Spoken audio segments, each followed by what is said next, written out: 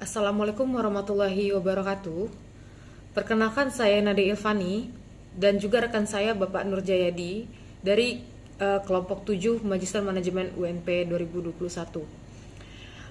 Pada kesempatan kali ini kita diberi waktu untuk mempresentasikan tentang HR planning, job analysis dan juga outsourcing management. Baik, Bapak Ibu, langsung saja kita mulai pada pembahasan pertama, yaitu job analysis. Dalam presentasi kali ini, khususnya untuk job analysis, saya akan menjelaskan tentang apa itu job analysis atau analisis jabatan yang dikenal dalam bahasa Indonesianya. Yang kedua adalah tujuan dari analisis jabatan, manfaat dari analisis jabatan ini, pentingnya analisis jabatan.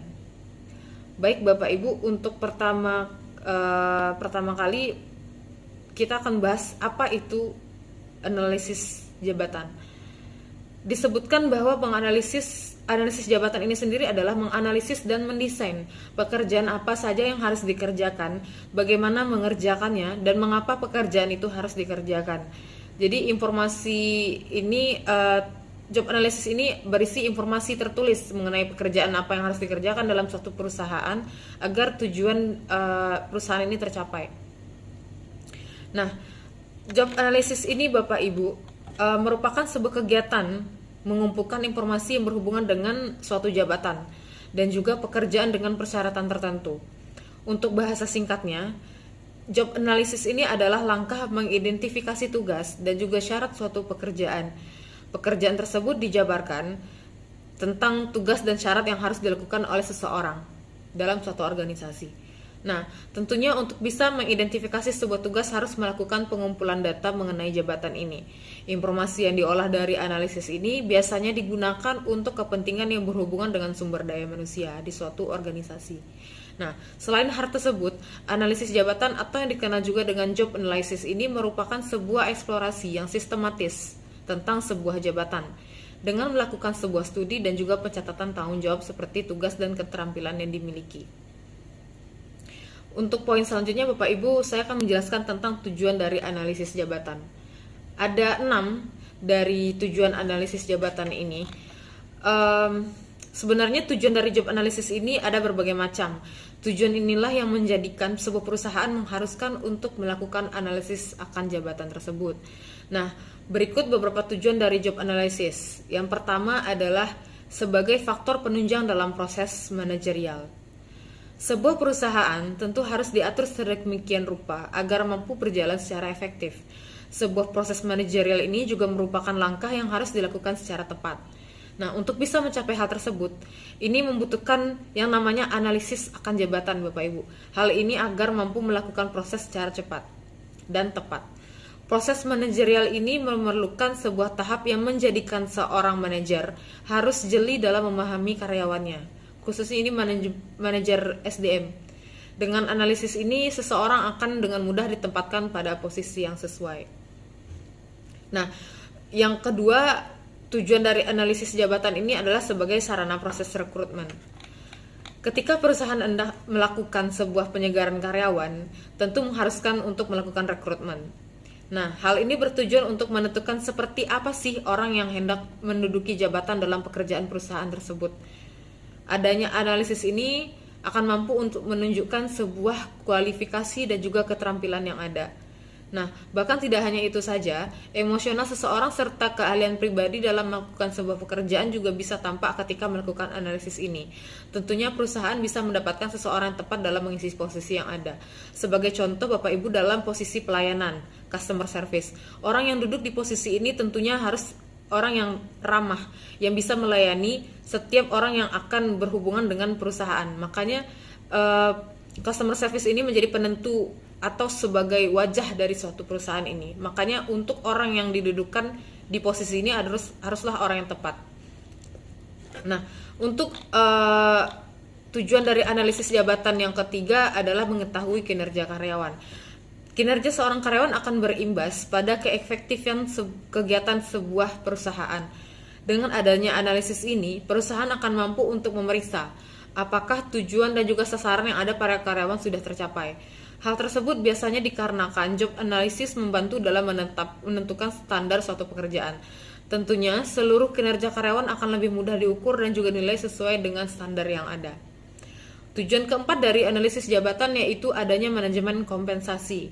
Nah, sebuah analisis yang sangat penting untuk menentukan besarnya gaji seorang karyawan. Bahkan tidak hanya itu saja, besarnya tunjangan dan juga insentif sangat dipengaruhi dengan adanya analisis ini. Keadaan dan juga tanggung jawab dalam mengemban tugas bisa dapat dilihat dengan mudah menggunakan analisis jabatan tersebut. Tentunya adanya hal tersebut akan memudahkan dalam menentukan kompensasi yang harus diberikan oleh manajer sumber daya manusia kepada karyawannya. Yang kelima, tujuan dari analisis jabatan adalah sebagai sarana pelatihan dan juga pengembangan karyawan. Dengan adanya job analysis ini bisa digunakan untuk menilai akan kebutuhan dan juga pengembangan seorang karyawan. Tidak hanya itu, manajemen dengan mudah untuk menentukan bagaimana sih pelatihan yang harus dilakukan untuk mengembangkan kinerja karyawan tersebut. Dari pelatihan yang tepat untuk diberikan kepada seorang karyawan tersebut, tentunya akan mendapatkan sebuah hasil yang bisa disesuaikan dengan rencana perusahaan. Tujuan yang ada terlebih dalam hal efisiensinya suatu perusahaan.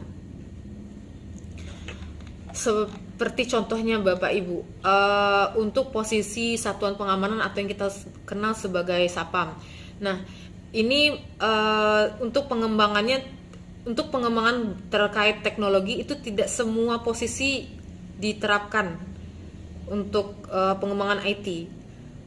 Contohnya bagian satu pengamanan. Satuan pengamanan tidak perlu berfokus untuk pengembangan di bagian komputer. Nah, selanjutnya tujuan dari analisis jabatan terakhir yang keenam yaitu untuk meningkatkan produktivitas. Hal yang paling penting bagi sebuah perusahaan ketika menerapkan analisis jabatan ini yaitu kemampuan produktivitas yang meningkat. Hal ini tentunya berimbas pada pendapatan suatu perusahaan. Ketika sebuah produktivitas perusahaan mampu berjalan dengan baik, kecil kemungkinan perusahaan tersebut mengalami kemunduran atau kita sebut dengan kebangkrutan. Peluang perusahaan untuk berkembang justru lebih banyak. Nah, itu merupakan 6 tujuan dari analisis jabatan Bapak Ibu. Untuk selanjutnya kita membahas tentang kenapa sih analisis jabatan ini diperlukan dalam suatu organisasi. Nah, dalam menerapkan sesuatu untuk perusahaan tentu terdapat sebuah manfaat yang diharapkan. Nah, yang manfaat yang didapatkan dari job analysis ini diantaranya yaitu memecahkan masalah tentang kepegawaian. Ketika seorang karyawan atau pegawai terdapat masalah dalam menjalankan tugasnya, hal ini dapat dengan mudah diatasi dengan menggunakan job analysis tersebut. Kemampuan dalam menangkap masalah terhadap kepegawaian menjadi manfaat yang bisa didapatkan. Untuk yang kedua adalah penempatan posisi tenaga kerja.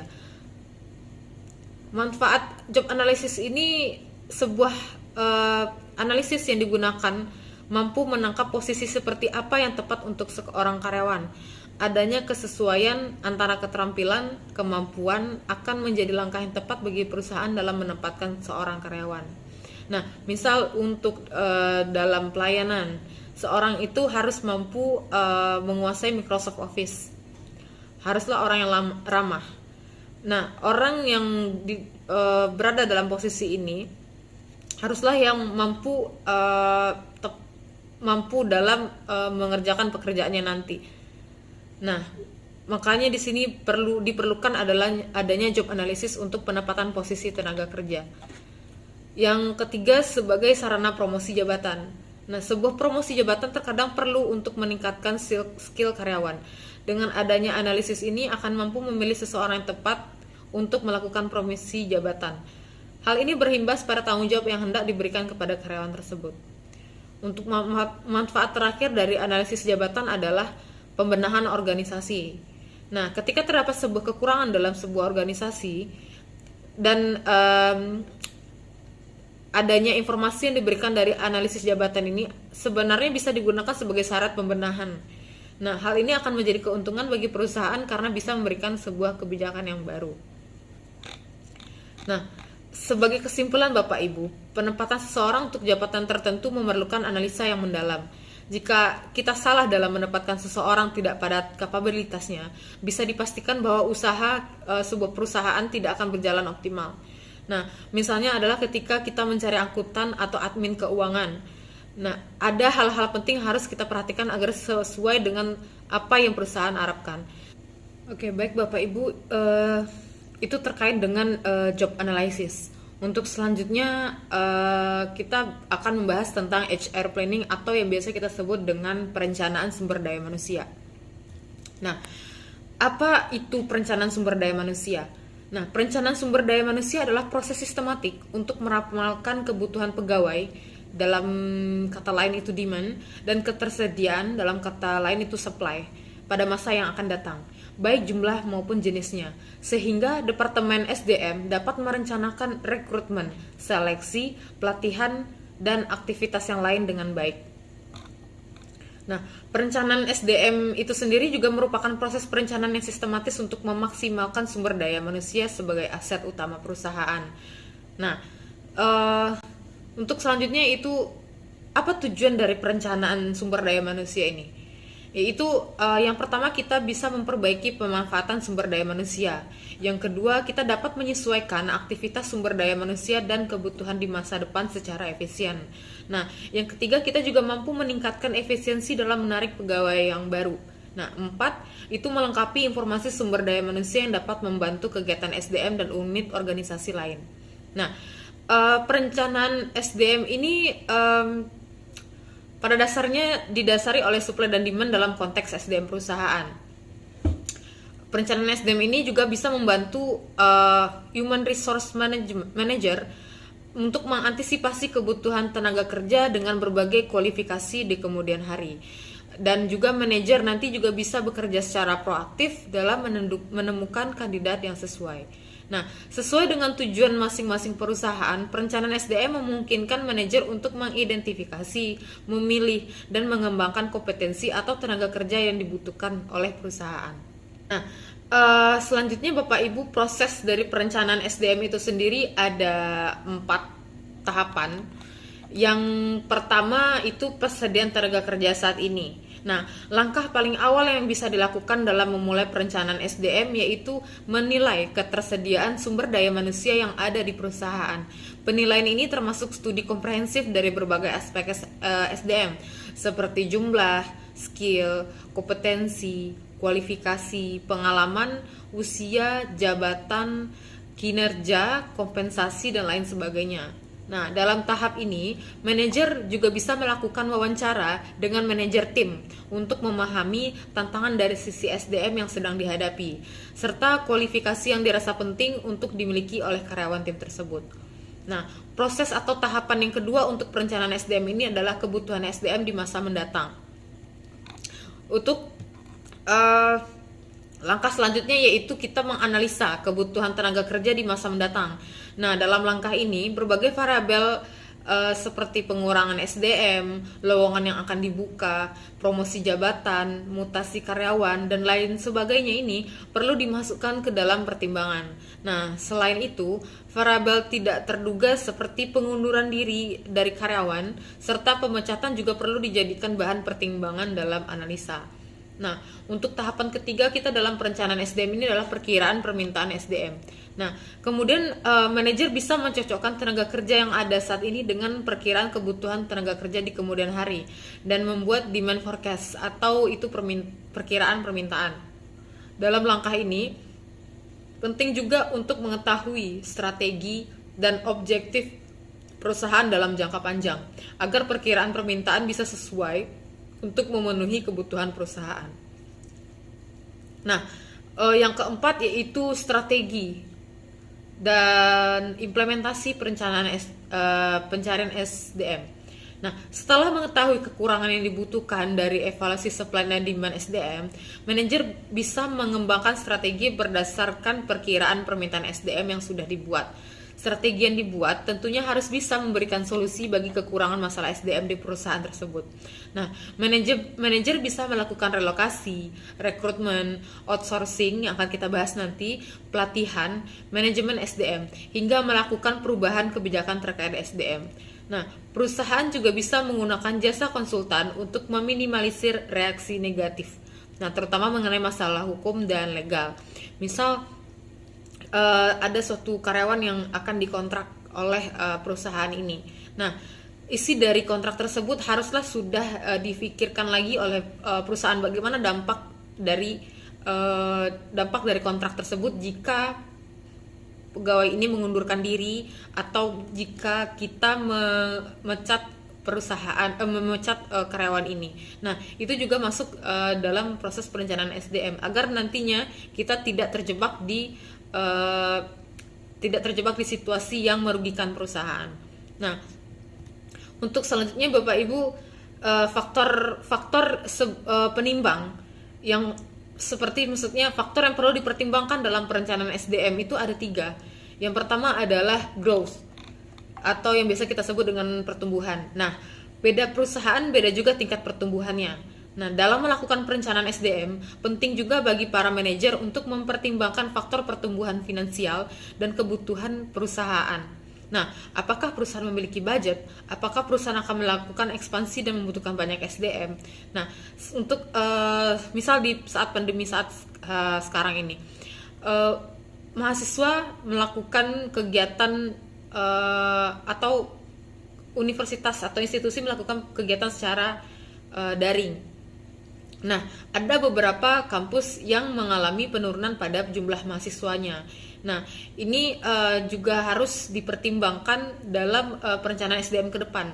Apakah akan tetap melaksanakan perkuliahan secara daring atau menemukan solusi lain agar tetap tetap bertumbuhnya untuk perusahaan ini. Nah, yang kedua yaitu faktor yang perlu dipertimbangkan dalam perencanaan SDM yaitu adalah change atau perubahan. Nah, perubahan bisa terjadi kapan saja Bapak Ibu. Ketika perusahaan sedang mengalami perubahan, usahakan agar manajer atau pengelola di dalam memiliki fleksibilitas agar bisa memenuhi kebutuhan perusahaan dengan lebih baik. Contohnya pada saat sekarang ini.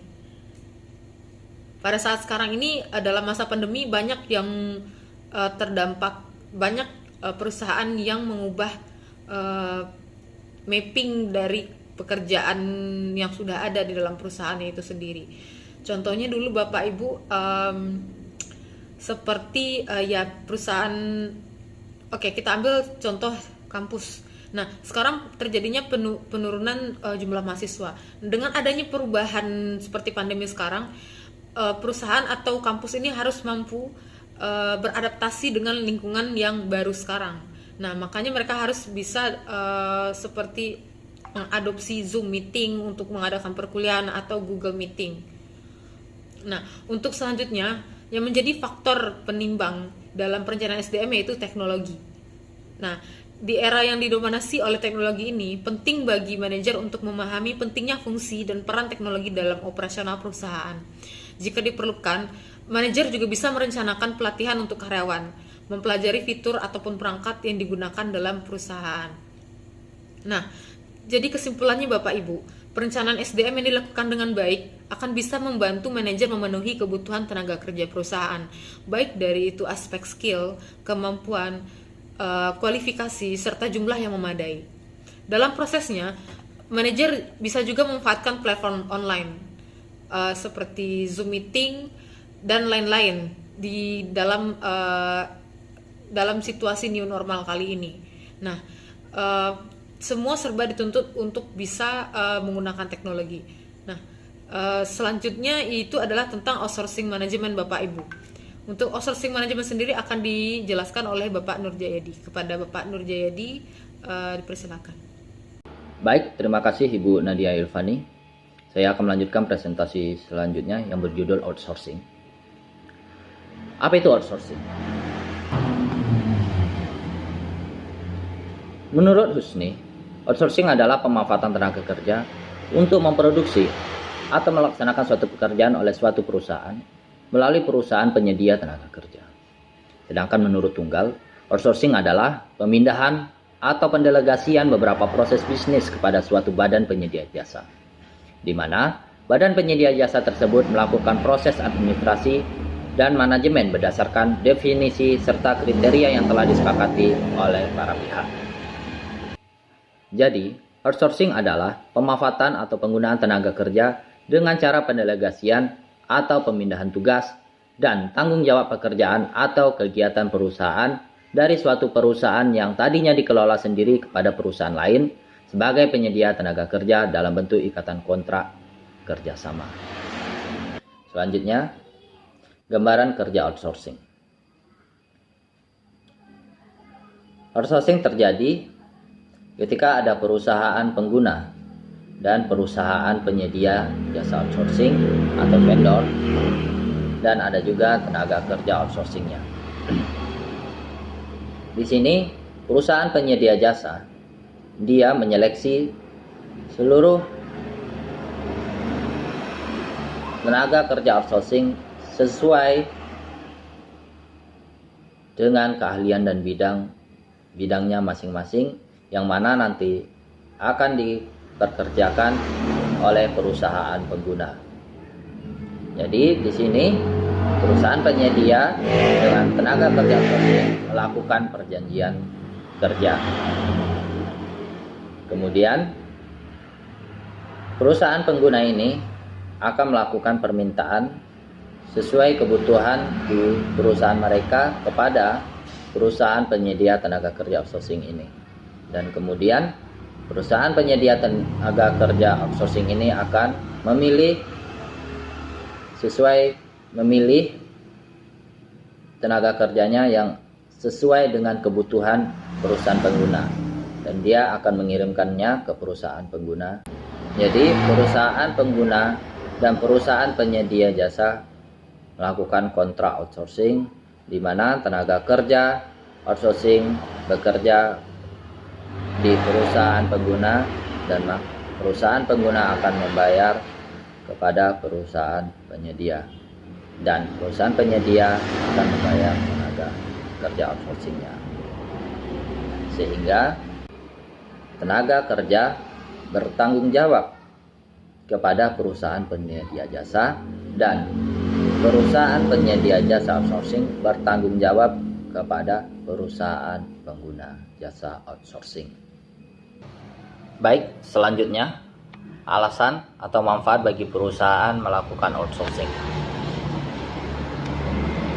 Yang pertama adalah kompetensi bisnis yang utama membuat perusahaan menjadi lebih fokus. Untuk memperbaharui strategi serta adanya restrukturisasi sumber daya yang ada, maka perusahaan melakukan outsourcing, sehingga perusahaan bisa fokus pada bisnis utama yang dilakukan, yaitu dengan mengalihkan pekerjaan penunjang ke vendor outsourcing yang akan dikerjakan oleh tenaga kerja outsourcing. Yang kedua, penghematan dan pengendalian biaya operasional.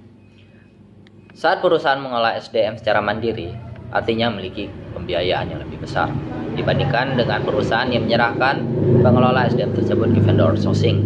Ini alasan sebuah perusahaan memilih outsourcing, yaitu bisa menghemat biaya dan mengendalikan biaya operasional perusahaan. Selanjutnya yang ketiga, adanya vendor outsourcing memberikan banyak manfaat.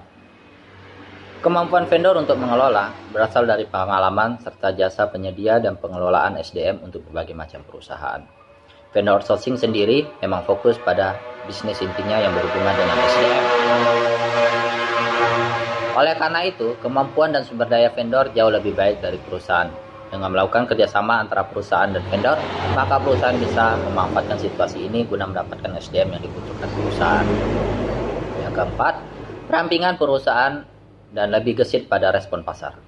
Perusahaan baik besar maupun kecil tentu memiliki keterbatasan sumber daya. Dengan adanya outsourcing mampu memberikan dampak lebih baik pada perusahaan bagi pekerjaan yang tidak berhubungan langsung dengan produksi, bisa ditangani oleh SDM vendor. Sementara itu, perusahaan tetap fokus pada produksi dan pengembangan guna meningkatkan pendapatan, keuntungan, serta layanan pelanggan.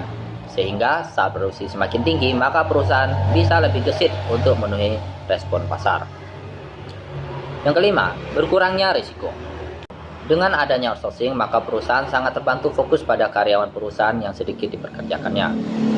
Sementara itu, SDM dari outsourcing sudah dikelola oleh vendor, sehingga perusahaan bisa meminimalisir risiko biaya karyawan. Dengan begitu, perusahaan sudah mengantisipasi risiko bisnis yang akan datang. Misalnya saja, jika suatu bisnis sedang naik daun, maka dibutuhkan outsourcing. Namun, jika bisnis sedang melambat, maka tidak perlu memakai outsourcing dari vendor. Yang keenam, Peningkatan fokus bisnis perusahaan. Dengan adanya outsourcing, sangat membantu perusahaan dalam mengembangkan bisnis. Perusahaan sangat membutuhkan banyak karyawan ketika bisnis sedang naik.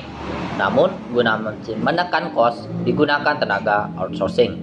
Perusahaan bekerja sama dengan vendor yang sudah berpengalaman dalam pengadaan SDM yang berkualitas, sehingga bisnis tetap berjalan lancar dan perusahaan bisa tetap meminimalisir pengeluaran untuk karyawan. Karena perusahaan hanya memilih inti karyawan saja,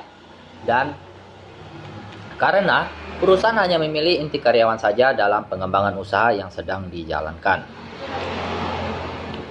Selanjutnya yang ketujuh, termasuk pada kemampuan berstandar internasional. Untuk outsourcing sendiri, memang saat ini sangat banyak dipilih oleh perusahaan. Dan vendor outsourcing pun semakin banyak menawarkan keunggulan dalam pengadaan SDM. Pada kenyataannya, perusahaan lebih percaya pada vendor karena vendor sudah mempersiapkan tenaga kerja yang berstandar internasional. Di negara maju, banyak perusahaan yang menggunakan tenaga outsourcing, bahkan untuk level penelitian, IT, atau keahlian tertentu saja. Dengan sistem yang ada pada outsourcing sendiri, memang menjadikan perusahaan lebih mudah mencari karyawan yang dibutuhkan. Selanjutnya yang 8, adanya teknologi baru guna mempercepat keuntungan. Dengan berlakunya karyawan outsourcing, maka produksi sebuah usaha semakin meningkat. Tentunya didasarkan pula pada percepatan keuntungan bisnis yang terjadi guna memenuhi kebutuhan akan teknologi baru. Perusahaan akan memilih nilai praktis saat bekerja sama dengan vendor dengan pengadaan outsourcing, sehingga teknologi baru yang digunakan akan mempercepat keuntungan perusahaan. Selain itu, perusahaan bisa lebih mudah mengembangkan bisnisnya di level yang lebih tinggi. Selanjutnya yang ke-9, terbaginya resiko usaha. Pada saat perusahaan bekerja sama dengan vendor dalam mengadakan karyawan, maka risiko usaha sebagian berpindah kepada vendor.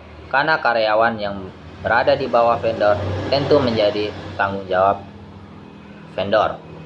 Perusahaan hanya sebagai tempat untuk karyawan tersebut bekerja saja. Inilah sangat menguntungkan perusahaan dalam penekanan biaya dan meminimalkan risiko. Yang ke-10, pemanfaatan sumber daya yang ada guna menunjang aktivitas yang strategis. Segala aktivitas yang terjadi di perusahaan tentu sangat berpengaruh pada perkembangan usaha yang sedang berjalan. Maka, saat adanya karyawan outsourcing, perusahaan bisa memanfaatkan tenaga kerja tersebut dalam ranah produksi, sehingga bisa lebih memaksimal dalam pengembangan usaha. Sumber daya yang ada ini akan dimaksimalkan oleh perusahaan dalam memenuhi segala aktivitas strategi, sehingga perusahaan bisa berkembang lebih baik lagi di masa akan datang. Selanjutnya, pedoman outsourcing sumber daya manusia. Yang pertama, membuat keputusan outsourcing. Dalam hal ini, semua aktivitas SDM harus dipertimbangkan sebagai kandidat untuk outsourcing, kecuali kompetensi inti. Kemudian, putuskan berapa banyak kontrol yang diperlukan untuk berbagai aktivitas SDM dan apakah kontrol dapat dipertahankan dengan outsourcing. Yang kedua, memilih dan bernegosiasi dengan vendor outsourcing. Dalam melakukan hal ini, tetapkan bobot tinggi untuk pengetahuan vendor tentang industri. Lakukan pemeriksaan referensi vendor potensial. Memahami biaya yang terlibat dalam perpindahan vendor untuk layanan outsourcing. Yang ketiga, mengelola transisi outsourcing. Biasanya, banyak tim SDM internal menolak dalam outsourcing dan berusaha untuk mengelola penolakan ini. Jadi, perusahaan perlu mengantisipasi konflik dan mengembangkan rencana untuk penyelesaian dengan cara mendukung hubungan dengan vendor. Kemudian, mengantisipasi perubahan budaya dan karir SDM. Yang keempat, mengelola hubungan dengan vendor. Dalam hal ini, perusahaan harus mengembangkan hubungan jangka panjang dengan vendor outsourcing, di mana kontinuitas tersebut sangat penting. Kemudian, kembangkan anggota staf untuk menjadi manajer hubungan vendor yang efektif. Pertahankan stabilitas staf internal yang mengasihi hubungan vendor dan memahami ekspektasi kinerja awalnya dinegosiasikan. Memerlukan penawaran yang kompetitif untuk setiap layanan outsourcing secara berkala. Yang kelima, memantau dan mengevaluasi kinerja vendor. Dalam hal ini, tetapkan harapan tindakan, dan hubungan pelaporan di muka untuk kedua pihak outsourcing. Bersikeras pada kinerja berkualitas tinggi oleh vendor SDM. Yang menetapkan target kinerja untuk vendor dengan bantuan konsultan luar bila diperlukan. Meningkatkan kinerja vendor melalui standar kinerja, pertimbangkan survei pelanggan internal, dan mengevaluasi kinerja vendor. Oke, slide yang terakhir, isu yang berkembang dan kesimpulan. Outsourcing SDM adalah produk sampingan dari revitalisasi Departemen SDM yang sedang berlangsung di organisasi di hampir setiap industri, terlepas dari ukurannya, baik itu industri kecil maupun besar. Outsourcing SDM konsisten dengan bisnis peran mitra yang dicoba oleh staf layanan internal untuk mengasumsikan. Kemudian, teknologi informasi memicu pertumbuhan bentuk organisasi baru, seperti jaringan dan organisasi yang sangat terdesentralisasi. Outsourcing bisnis telah memanfaatkan teknologi dan melayani permintaan yang berkembang untuk teknologi terkait layanan. Kemudian, dinamika outsourcing sangat kompleks dan paradoksal. Di sini ada banyak perusahaan yang telah menerima outsourcing dan ada juga banyak perusahaan menolak tentang outsourcing. Kemudian, pilihan untuk outsourcing sebagian atau seluruh SDM domain menjadi semakin mungkin untuk sebagian besar perusahaan. Demikianlah presentasi kami dari kelompok 7. Kurang lebihnya kami mohon maaf dan kami ucapkan terima kasih. Wassalamualaikum warahmatullahi wabarakatuh.